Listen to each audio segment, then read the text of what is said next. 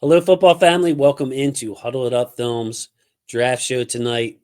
Happy to have Coach DC from All22Films with me, talking a little bit draft strategy. How can the Ravens slice this draft to fill out their roster in the best way? Free agency obviously has died down. All the high priced free agents have gone places. Now you're left with classic Ravens draft and then veteran additions to round out this roster. So, Coach DC, thank you so much, not only for joining me, but thank you for everything you do for the community, all the great content. Uh, just a helpful person to everybody too out there behind the scenes. So thanks a lot for joining me, man. I really appreciate it. Looking forward to this. Yeah, thanks. Me too. It's always fun. Number one. Number two, you and multiple people have asked or made inquiries, and I feel bad if I'm not able to make myself available as quickly. When people asked, two other people asked earlier in the week, and as you know, man, I got kids in the house, so finding time for that is challenging, but it's fun, man, and it's draft season, which is a different thing than content creation during the season. It's fun in a different way and challenging also. Challenging because you and I have both dealt with trying to put college tape on our channels and getting dinged for it. So it's not very consistent for those out there. This would be a good time for me to say, I know other channels have the college 22 out there, and good for them, happy for them. It's not like I'm going to make a big deal out of it. But when I've tried to put it on my channel, Coach DC has gone through the same thing. We're talking content strikes, and I'm not trying to lose all the No. archived Raven stuff that I have here. So I'm just going to stay away from it, bring up examples, and talk with good people like yourself about it, Coach DC. That's my plan.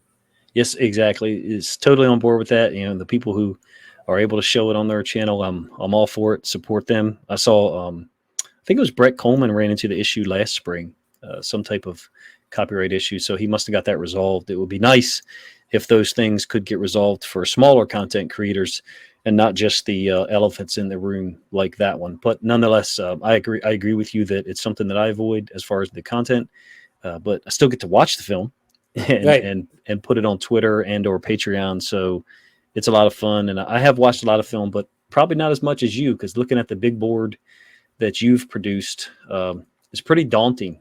Because I think I'm probably operating off of about a third of what you've got here in terms of who I'd be conversant about. Yeah, I've watched about 250, about 3 games of each. Some of the guys, though, Coach, like you look at the top of the draft with Marvin Harrison. I haven't studied 3 games every snap. I've seen enough. He's not coming to us. Some of the guys that didn't make the board, watch maybe a half game, was like, this is bad. Let me see if I see something else in another game. But I have a lot more time, and of course, with being epileptic, being up all night, I have a lot of time to myself. So I take advantage of it. It's fun for me. I've done it. This is my 27th, 26th, 27th year, whatever it is. 1998 was the first year, so I love it. But It's getting into the content though, or getting into the draft and what we're talking about tonight. The Ravens here with the 30th pick. Coach, there's a lot of ways to slice this. The Ravens have needs all over the board, some sneaky needs. Uh, if you were to say in the first round here, what's the most likely position? Vegas has it pretty heavily on the offensive line. Would you agree with that, or do you think it's more wide open? Like if you had to put percentages on it, what's the percentage chance that we draft a offensive lineman with our first pick? I think there's a 100% chance that we have to wait until the Lions make their pick before we can have any assuredness that the guy we want or we think is going to be there will be there. And so what I mean is, let's say Guyton, Morgan are both there, and the Lions go to pick at 29. Well, the Lions aren't taking a tackle, but and it's kind of posed this question in a video I did last week. Other teams behind us, the 49ers and others later on, are going to be looking for those guys, and I'm worried about the Lions trading back because they have addressed their team through free agency, their known weaknesses, which was corner and defensive line. They haven't addressed their outside linebacker position opposite Hutchinson from a permanent standpoint. So from that manner, we want Darius Robinson and Chop Robinson to both be on the board and available at 29, such that the Lions, It's sitting right in front of them to take a young player who's going to be on the cheap for 4 years, who can improve their roster immediately. In my opinion, we don't want those guys to be selected prior to the Lions, being on the clock at 29. If that makes any sense. Yeah, so the Lions do not need an offensive lineman. They have probably the best line in the NFL all the way across now that Kevin Zeitler's a part of their team. Two great Yep. tackles. Lions are set center. Oh man, their line's just good all over the place. So Yep. if a team is looking at offensive tackle, obviously they might want to. The Lions may be willing to trade because they know the Ravens are looking at it and the teams behind us are looking at it. Yep. So yeah, high percentage though. To get back to the question, you think the Tackle. Ravens in a perfect world are trying to get a tackle there with the first pick? I mean, it's so difficult for me because I really like Keon Coleman a lot. I really like him a lot, and so part of me is like, well, if he's there at 30, let's take him and let's figure out the other stuff. We can't figure out the other stuff if we wait from 30 to 62 to draft. However you want to refer to it, the 10th best tackle or the 10th tackle taken off the board, because as we said pre-show, some teams might make a mistake in numbers 1 through 9 of the tackles that are taken. I think they're kind of locked into it. I really do. But if we get surprised and there's some great talent on the board and we select them at a position of need or a position that's theoretically of need, then I'd be happy with it because I believe in how they address the other issues. I just think that with Ronnie Stanley's salary being what it is, there was no way that we were going to cut him prior to this football season. The dead cap over a 2-year period was going to be a nightmare. After the 2024 season, that's a different story. Yeah, So he's a free agent now after this year. I thought he had 2. I think he's got 2 years left, but I could be wrong. But Yeah, in any he case, restructured that to where he's yeah, a free agent after the end of this year. yeah. So yeah, left tackle, and as you know, coach, usually takes a tackle a year, really all offensive linemen to adjust to the speed, strength of the game. Those guys that are Barton, first of all, who has experience at all 5 positions, and some people say, quote, should be a guard. And then you have a guy like Morgan from Arizona, who is a tackle and he's incredibly smooth and athletic. In some ways, his pass pro kind of reminds me of Ronnie Stanley, which is crazy. But others have said he could move to guard as well. Those 2 guys, to me, look like they make a lot of sense for 2024 and beyond because they theoretically could play left guard if we needed them to, or they could start at left tackle or right tackle in the event that we needed them. Love that plan. I love that plan. Graham Barton, I think, is one of his tape at left tackle is, other than Troy Fautano, but probably the best too, I would say. Just consistent, put you to sleep type, boring, just handling the rushes. Like, I really like Graham Barton, whether he's too light, too short, all that other stuff they want to say about him to stick at tackle or not. I think definitely he'd be a good guard, a good center, excellent offensive lineman who might be there for the Ravens. Because let's face it, coach, if you don't have Graham Barton on your board as a tackle, you're much less likely to take him to use a first round pick on a guard Right. than you would on a tackle. So Barton might sneak up on us and be there at 30. Jordan Morgan, my assessment of him is much like Barton, but Morgan has this way about him, coach, that you looked at the measurements. Okay, he measured in short. He looks light. I thought that the Washington State game when he faced was the guy's name, Brennan Jackson, also 80, on the board. 80. Yeah. Yeah, he gave Jordan Morgan some trouble. He's Big, a good player. strong, length, good player. But when he faced Lai Latu, who's up at the top of the board, aside from injuries, Morgan handled that finesse, technical Took it to him. rusher Yep. better than anybody I had seen against Latu. So Latu's only Morgan, sack was against the tight end in that game, off the left side. He didn't do anything against Morgan. Totally agree. yeah, Morgan's just a heck of a player, and I love the way that Jordan Morgan's able to sink his hips against these bigger, stronger guys and just anchor down like it's nothing. Like, it must be the hip flexation. Maybe as a coach, you can talk about what allowed Morgan to anchor so well for his size. He's super athletic. So when his brain tells his body to do something, it does it with fast twitch immediately. You know what I mean?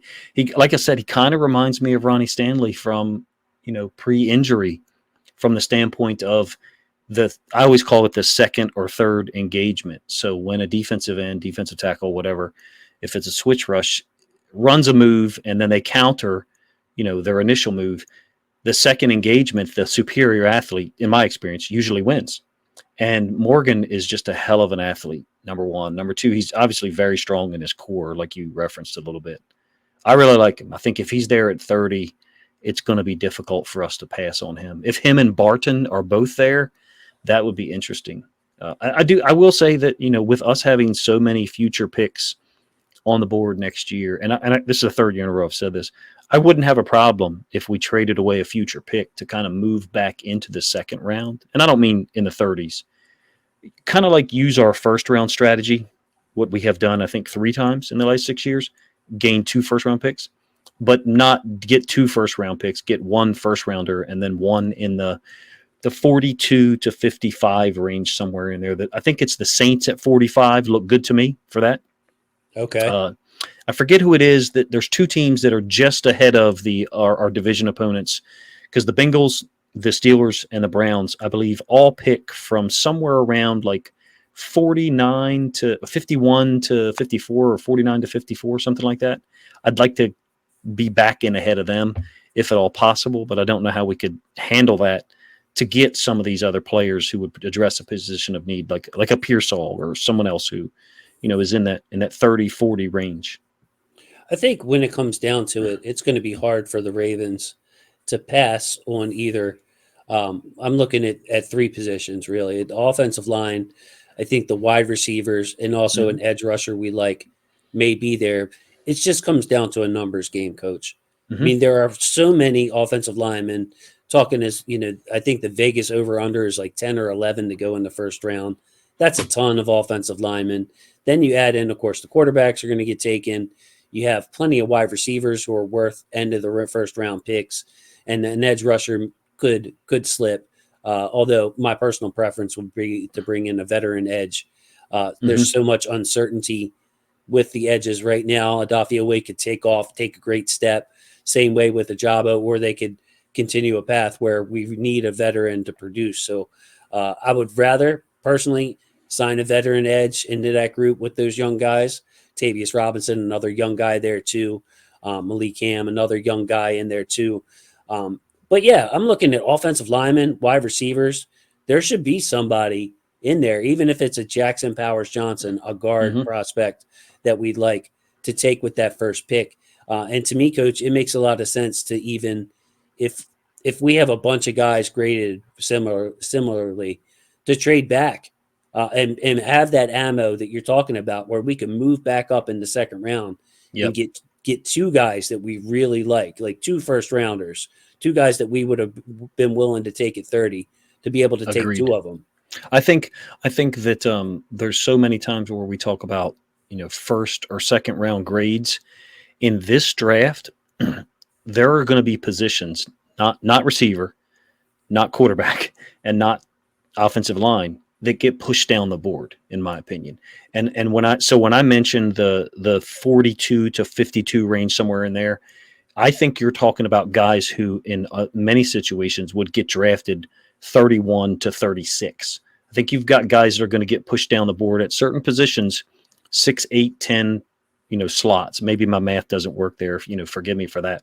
But I think you've got guys that are going to get moved down the board because they're not receivers, quarterbacks, left tackles, or edge defender.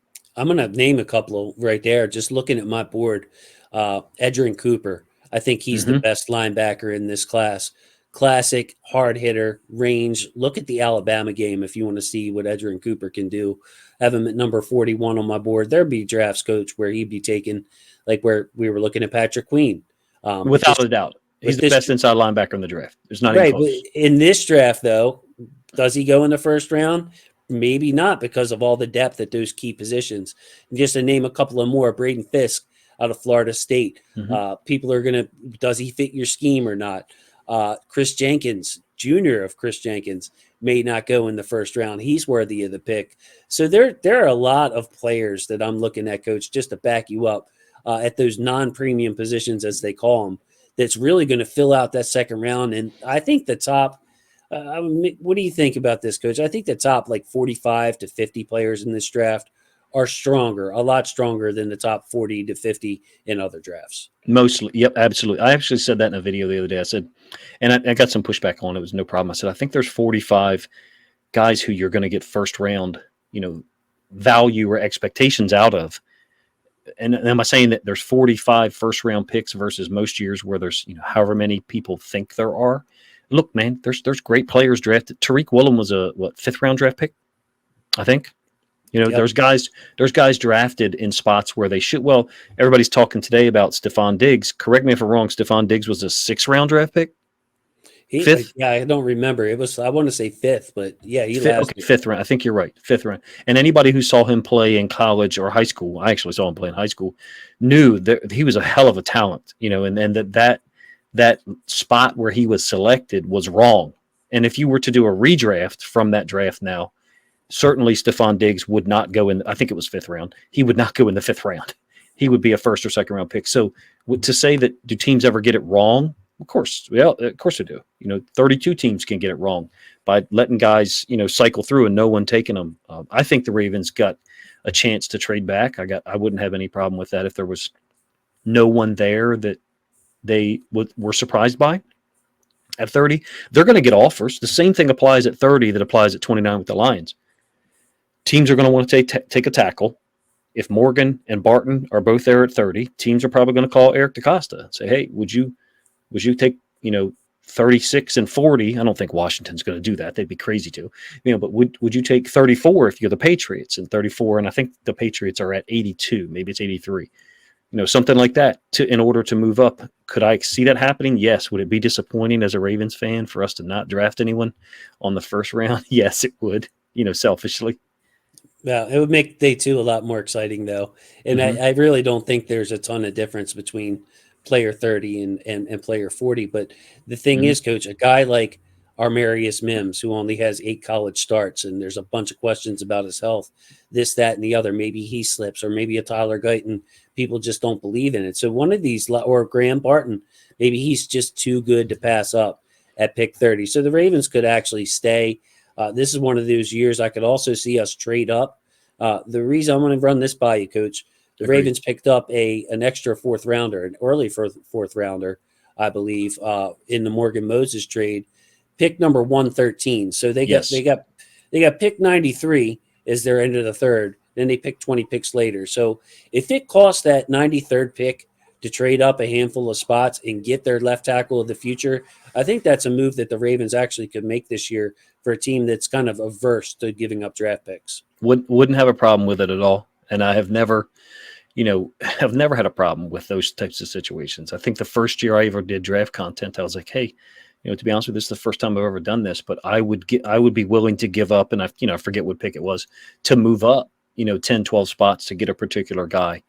I wouldn't have a problem with it at all, especially in light of the fact of how many comp picks we're going to get next year. You can't trade away comp picks, I don't believe, now, but you can trade away your own 4th round pick knowing that you're going to get however many, a bucket full. The max you can get is 4.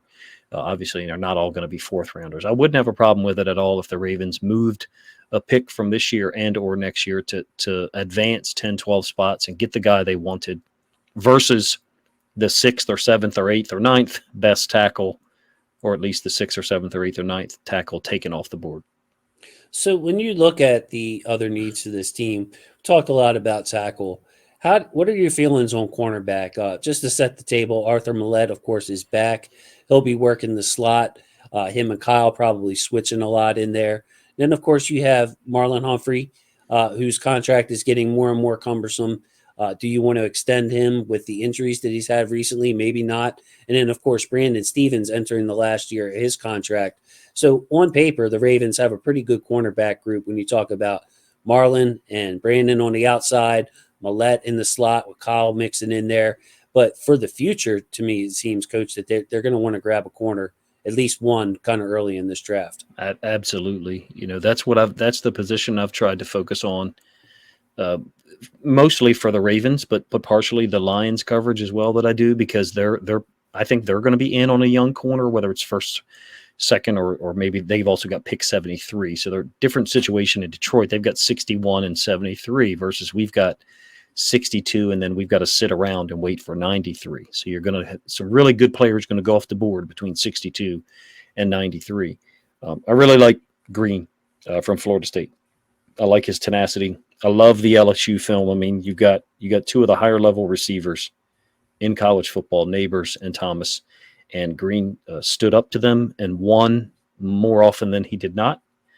I thought, and it was EA who kind of called my attention to it maybe 2 weeks ago. He did a video and then messaged him, and he messaged me back about how high he was on Green. And I went back and watched the film, and I was like, holy crap, he's right. This guy can ball. So yes, corner to future-proof the position. Number one, to add starter caliber depth. I wouldn't have a problem if we went corner at 62, or even if we traded up to get a certain guy. I really like Max Melton out of Rutgers. I think he's a Nice. very athletic guy. Apparently played the first 4 or 5 games with a broken hand, and no one in the media knew that. I thought he was more versatile coverage-wise than people gave him credit for. Those type of athletic guys, I would say Melton kind of reminds me of Brandon Stevens in some ways, being so athletic and a little bit rigid sometimes in his movements side to side.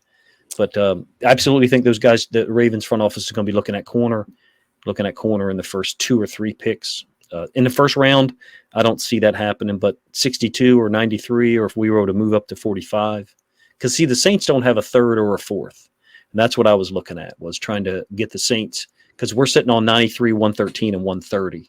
So I feel like we could move back into 45 and not give up 62, which is probably, maybe that's a little unrealistic. I'd love to come out of here and go 31, 45, 62. You never know. There might be a player that they're looking at that might even that out and allow them to save some face too. But man, you mentioned 2 of my favorites. Now, Renardo Green was a guy, coach, that I had start as my positional favorite. He still is on the board. You can see him right there at number 63.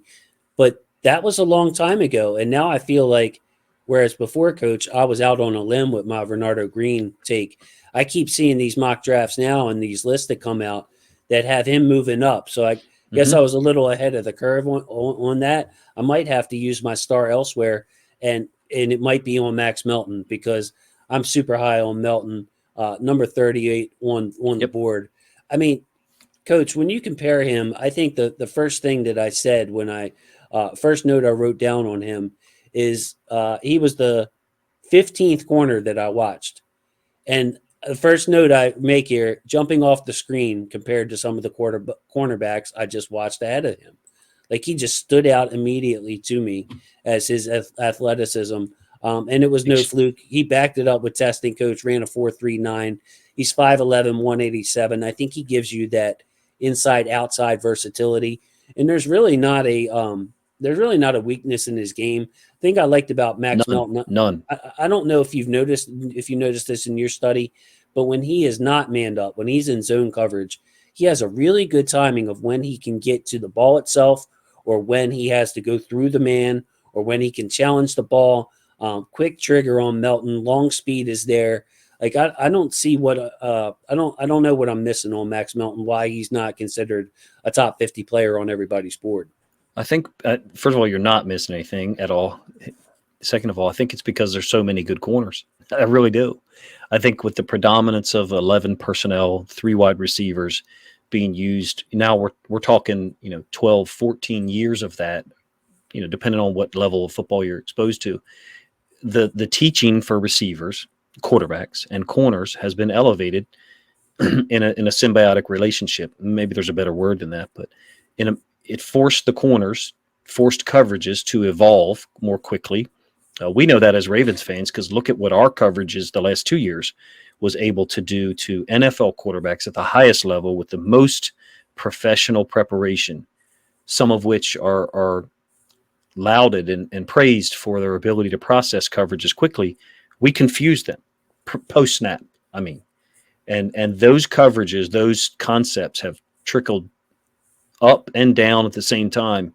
You have schools like Rutgers. I think Rutgers was 7-6 this year in the Big Ten. Not a top 25 team that plays a badass level of defense. And Right. Max Melton, you watch the film of those guys, Melton and Rutgers, the entire team, when the ball is stacked up and the forward progress of the runner is just beginning to be slowed down, 8 or 9 guys converge on the ball.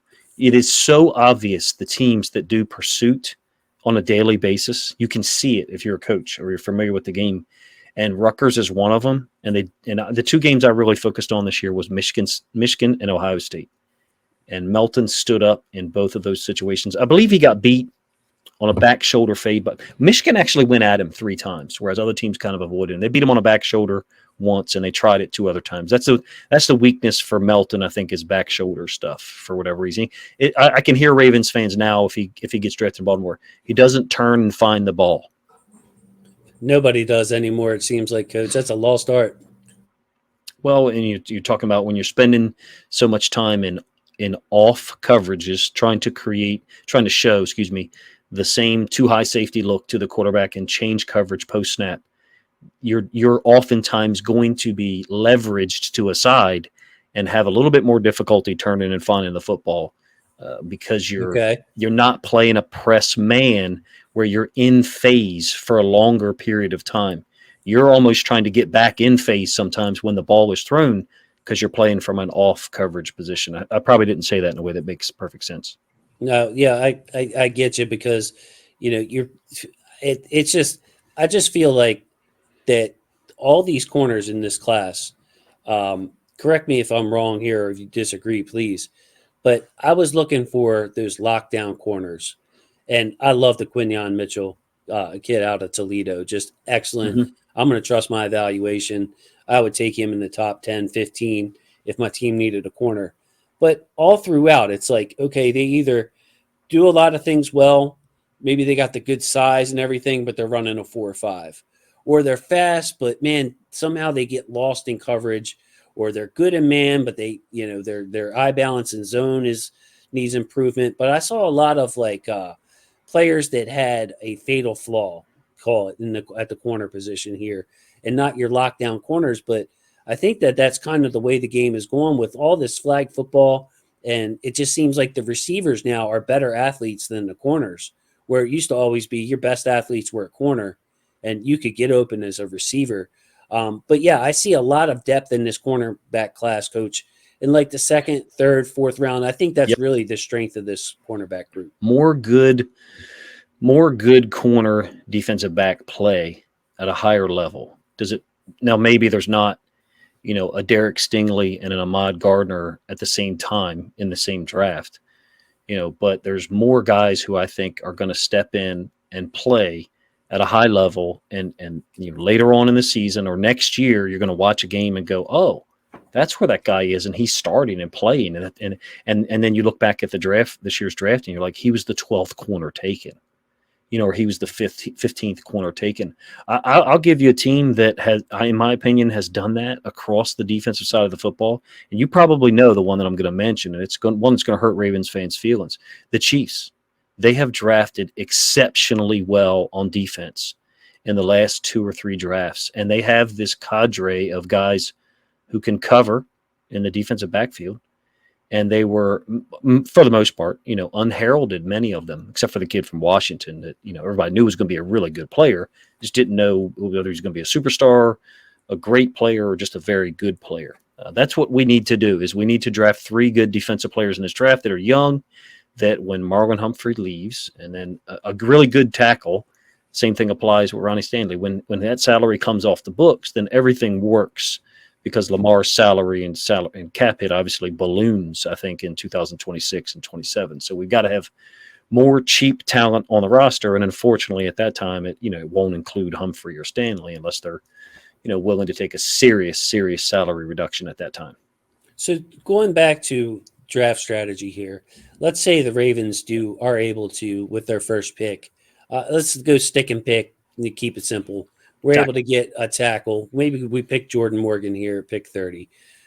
When we're looking at round 2, obviously the receiver depth is going to be good and the cornerback depth is going to be good. Both are stacked in this. What would you say, all players equal? You're saying, all right, we're picking at round 2, Coach. We have a corner and a receiver, we like them equally. Like Receiver. you would go receiver in round two and Yeah. wait on corner. And my instinct, my approach to the game is from a defensive side. It always has been. I don't think I'm smart enough to be one of those smart offense guys. I'm just not. But I think there is a longer list of capable defensive backs in this draft who could come in and play earlier. And I'm not saying that there's not 12 or 14 good receivers, because I think there are. I really do. But I don't think those guys will be there at 93, those receivers. I think they're going to be, like, for example, a guy like Javon Baker. I don't think he's there at 93, even though from a list of the top, you have a list. Do I think Javon Baker is one of the top 90 players? No, I don't.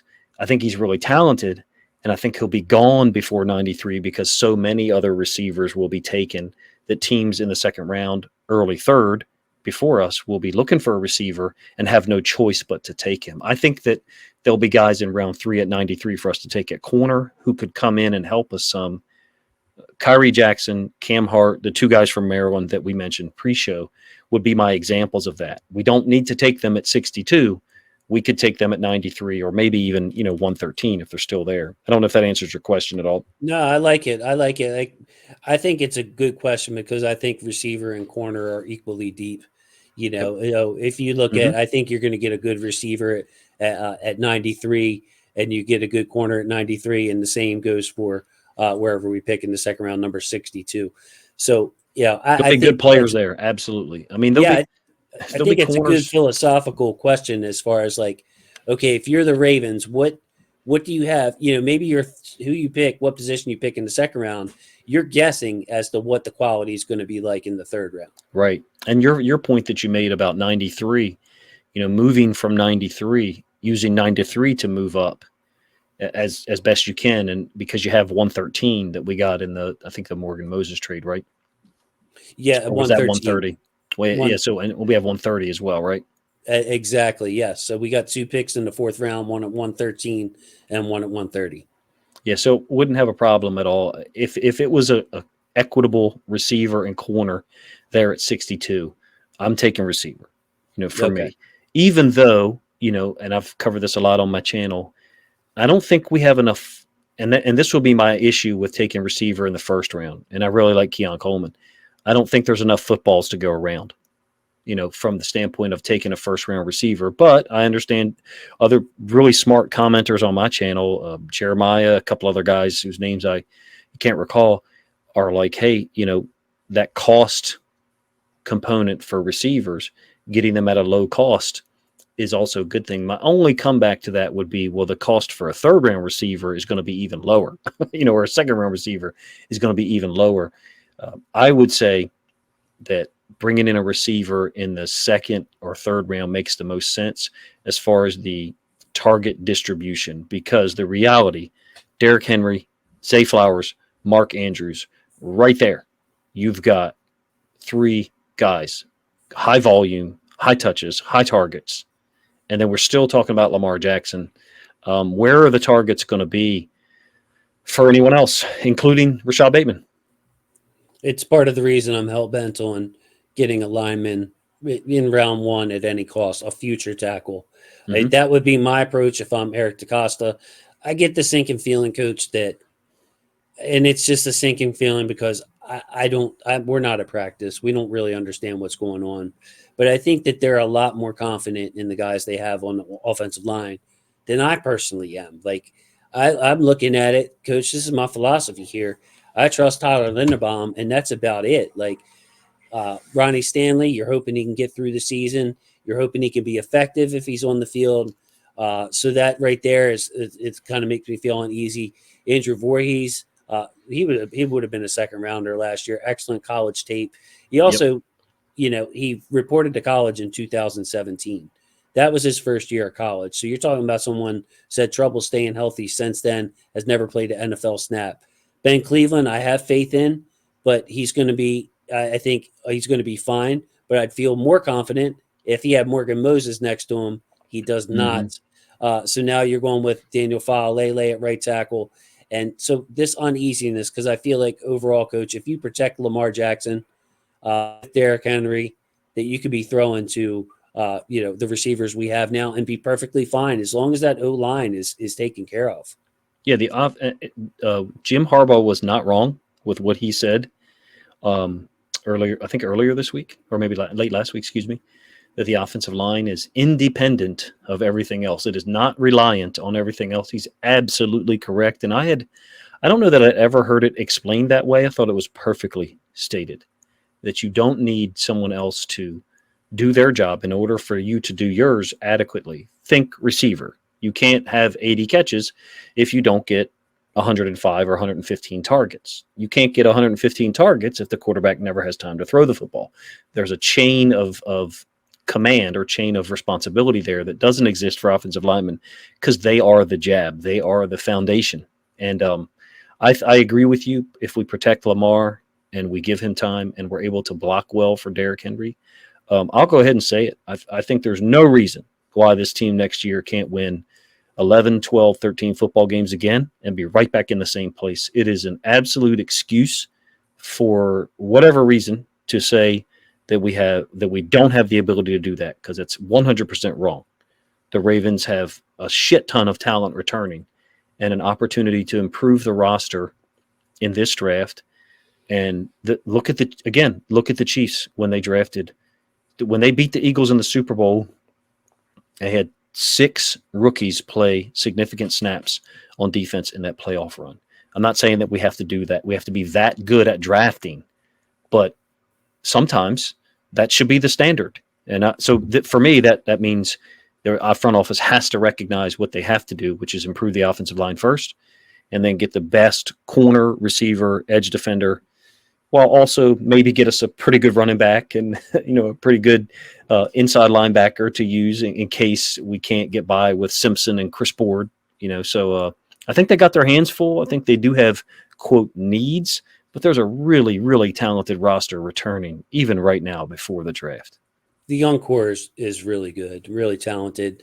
They just need some supplementing, and I think we're just long overdue to spend a higher draft pick on an offensive lineman. I mean, Zeus Orlando Jr., 3rd round pick. I think that's the highest we've had since Stanley. Ben Cleveland was a 3rd rounder.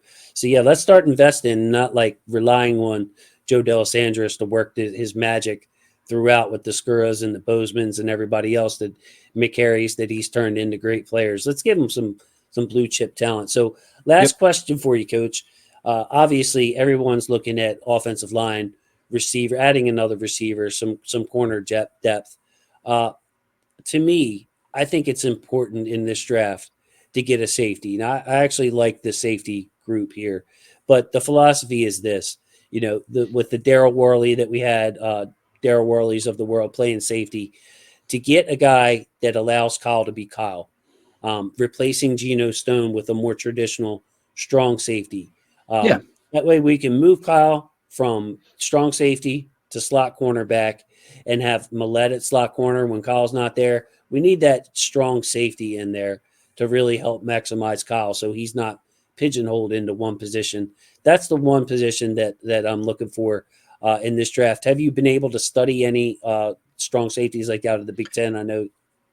Yeah, started with the Big Ten, like I told you, in the pre-show. I think there's a significant number of corners who spent a lot of time playing, people say slot corner, nickel defender, big nickel. I refer to them ubiquitously because it doesn't matter. You're lined up as the overhang defender to the field. That's the same thing for me. Right. So regardless of what you want to call it. So some of those guys, St. Riestel from Michigan, I think it gives you that versatility of an outside guy and inside guy, but he's another one that maybe he's there at 62. He ain't there at 93. You don't think so? I'm wondering if people get scared off because he's 5'9" and Yeah, maybe he's a badass football player. I really like him. I mean, I love him. I love him. I love Sanders still, and I'm glad that you brought the light. The difference between what a slot corner does and a strong safety does, to me, they do the same thing. It's just more about size. Usually, your slot's going to be over on the tight end side. Or excuse me, your strong safety is going to be matched up with tight ends sometimes. So your slot's usually a quicker dude, and your strong safety is usually a bigger, stronger dude. And that's why we see Kyle move between the two. So, I mean, I it's like. just go ahead. I'm sorry. I think to move to advance what you said, I think maybe one step further, or just take one more step with it. I should say is I'm a big fan of us considering this year if we do get another high level safety. Let's say for a moment that Geno Stone was still there. So you have Okay. Stone, Williams, Millette, Hamilton. 3rd and 8. I'm saying they're awful. 4 on the field with 2 corners. So you're talking dime. And Hmm. in my opinion, there a real possibility exists that on 3rd and 6, 3rd and 7, weeks 1 through 4, Trenton Simpson plays in those situations. And we get and find out that he doesn't belong in those situations on those clear passing downs. I'm not saying he's going to be a horrible guy in coverage. I'm saying Kyle Hamilton's so damn good at it, and so is Arthur Millette.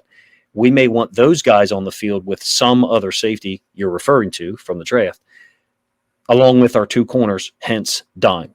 And I know Ken at Film Study Raven has called dime linebacker. You can call it whatever you want. Getting another really good coverage guy on the field who's a great blitzer, Kyle Hamilton, and putting him wherever you want to, field boundary, whatever you got to do to protect Roquan so that Roquan's not in disadvantageous positions, you can do so. I'm not too sure that isn't an option for the future if we can get people in 3rd and 8, if we can get people in 3rd and 6. So I'm going to leave you with some homework if you haven't seen this player, Coach.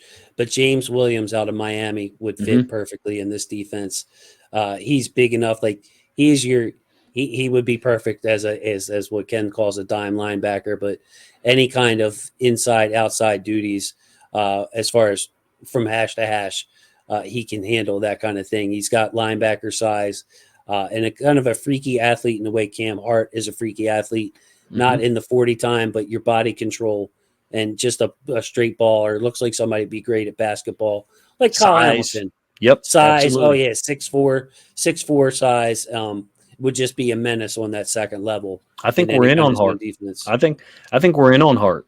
Hart and Hamilton ran a podcast together. They're teammates for 2 years. I think the Ravens might be in on Hart. I really do.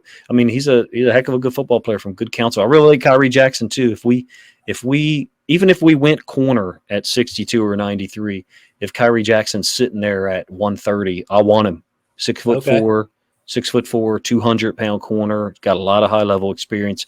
There's people who, when he left Alabama's program, in the portal, there's people who thought they were losing their most talented DB. That says something, Yeah, especially at that school, they just farm them every year. Exactly. So I like, and of course they're both from Maryland. So am I being biased? Of course I am. I'm being biased. But those are guys who I know can play. I've seen the film of them, and I know they also have local connections. One of them from PG and one of them good counsel. Well, Coach, thanks so much for joining me. Any kind of final thoughts here? I just want to throw it to you. What's been on your mind here? What kind of closing thoughts do you have on this draft for the Ravens? I think it's going to be fun. Number one, I think there were so many different opinions: trade up, trade back, sit and pick, or stick and pick. No, that I say no one's going to be happy. 1/3 of the people are not going to be happy because we're going to probably leave a wide receiver on the board who will have an impact either year 1 or year 2. I do wish that we could take Keon Coleman because he's very young. I believe he just turned 21. Never redshirted, played 2 sports at Michigan State, basketball and football, obviously, before coming to Florida State and having a lot of success.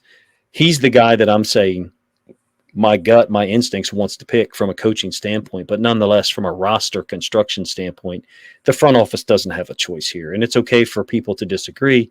Part of me disagrees as well.